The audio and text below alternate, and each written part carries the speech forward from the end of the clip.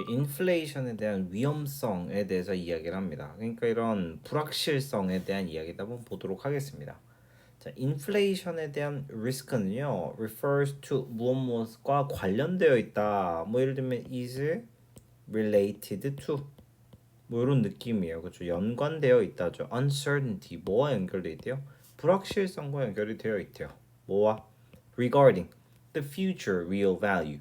그러니까 말 그대로 미래의 실질 가치에 대한 불확실성과 관련이 되어 있다는 거죠. 어디에 있어서 하나 뭐 개인의 어떤 투자에 있어서 그러니까 이 문장 자체가 사실 주장이라고 보시면 되겠어요. 핵심 문장이죠, 그렇죠?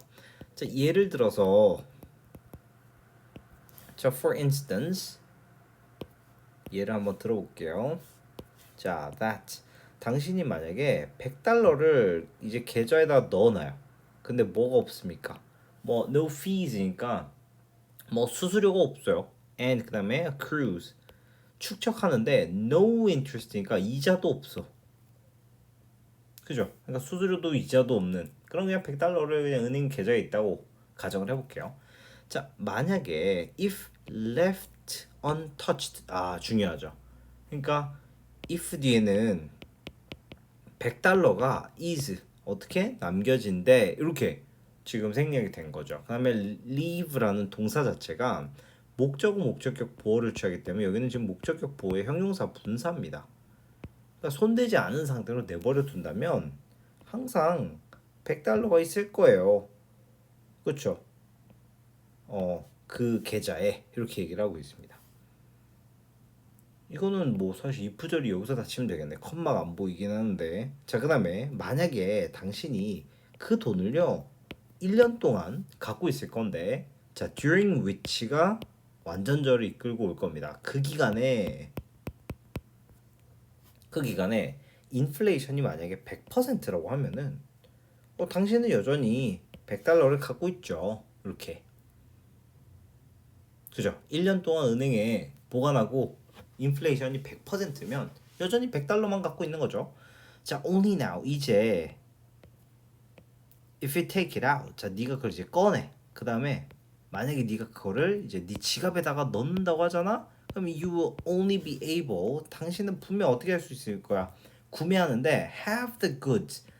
물건의 절반만 살 수 있다 이거죠. 뭐 하는? 네가 1년 전에 살 수 있었던 여기서 보면 알겠지만 could have pp니까 어떻게 보면 가정법의 뉘앙스가 어느 정도 들어가 있죠. 그러니까 네가 뭐 1년 전에 살 수 있었던 물건들의 반만 구매할 수 있게 될 것이다 이렇게 얘기하죠. 그러니까 in other words 정리하면 다른 말로 하자면 이렇게 하죠. That is 즉 이런 뜻입니다. 자, 만약에 인플레이션이 증가하죠. 훨씬 더 빠르게 뭐보다 네가 받는 이자율보다 더 빠르게 인플레이션이 증가한다면 이것은요 감소시킬 겁니다. 구매력이죠. 당신의 어떤 투자에 있어서. 그러니까 투자의 시간이 지남에 따라서 구매력을 더 감소시킬 것이다. 이렇게 얘기를 하고 있습니다. 그러니까 이게 바로 이유입니다. 우리가 differentiate니까 구별하는 이유다. 이렇게 얘기를 하고 있죠. Between nominal value and real value. 그러니까 명목 가치와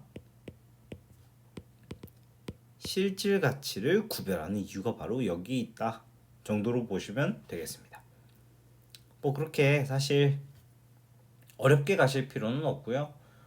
인플레이션의 위험성 자체가 투자의 미래, 실질 가치에 대한 불확실성이다 정도로 보시면 되겠습니다. 저라면 사실 요거 같은 경우는 어법 문제를 낼 게 좀 있어요. 어법 문제. 예를 들면 이제 3번 문장. 그쵸? 3번 문장 같은 경우는 left untouched도 충분히 건드릴 수 있고 그 다음에 우리 4번 문장에 during which 요것도 챙기시고 5번에 could have pp까지 요 정도로 볼 수 있을 것 같고 그 다음에 7문장밖에 안 되기 때문에 순서 배열도 충분히 고민을 해볼 수가 있겠죠. 충분히.